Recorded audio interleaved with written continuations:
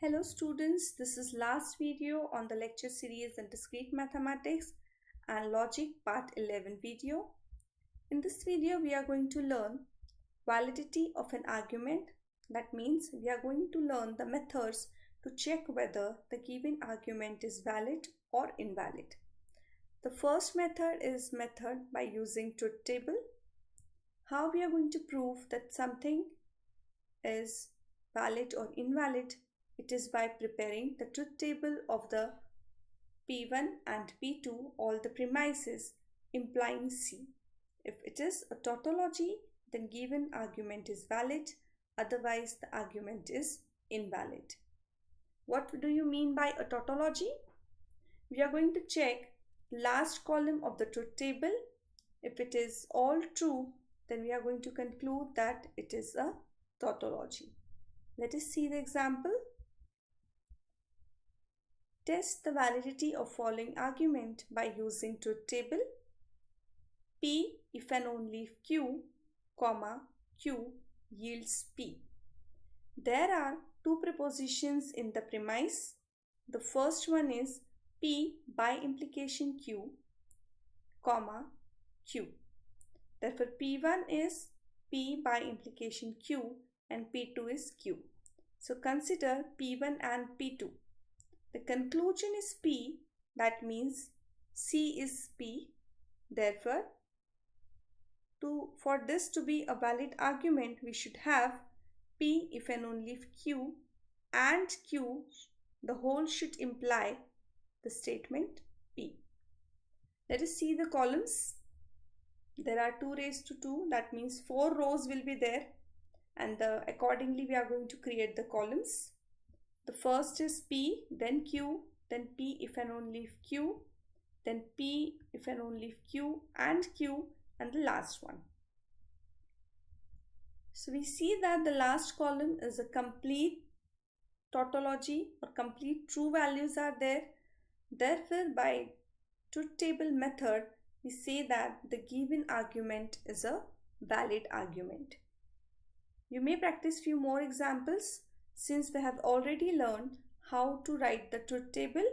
So again, checking the validity of the argument is just saying that premise is implying C should be a tautology.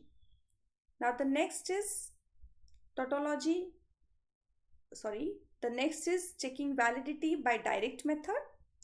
Now let us see the premise and the conclusion.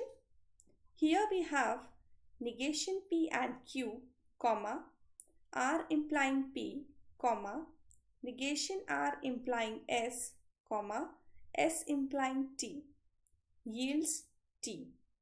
So the T is our conclusion, and there are 4 premises: negation P and Q, R implying P, negation R implying S, and S implying T.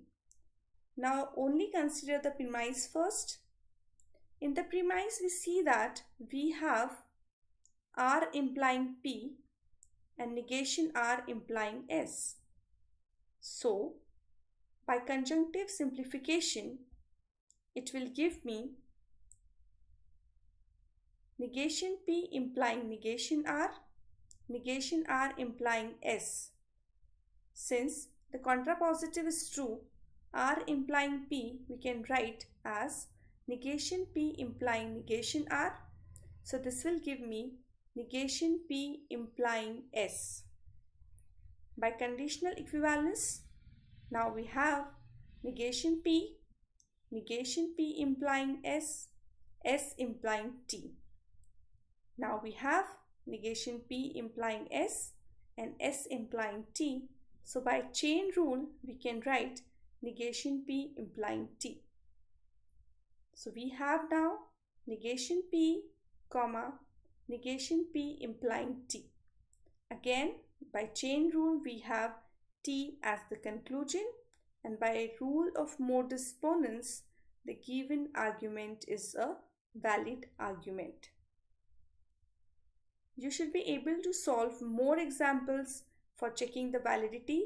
Since this needs practice, since we have to apply the rules of inference properly, and at each step we should be able to write the rule properly. Thank you so much.